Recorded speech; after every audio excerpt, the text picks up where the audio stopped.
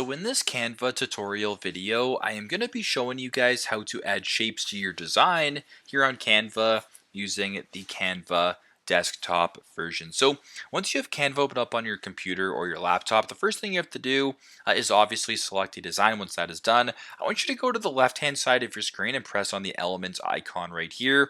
Go to where it says shapes and press on see all. So now when you're on the shapes tab, you have a whole bunch of different options. You actually have lines to pick from. So if you wanted to pick a line, you can go ahead and do that just like that. You can go ahead and make a dotted line as well, whatever the case may be. But you can also add some shapes as well, which you're looking to add in this video. So you have some basic shapes like squares, circles, etc.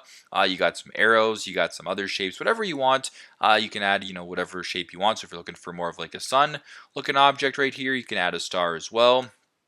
We'll add the star right here.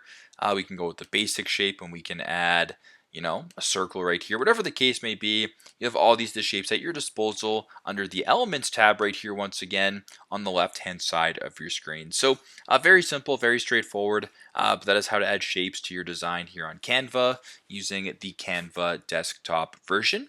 Thanks again for watching, and I hope this video helps.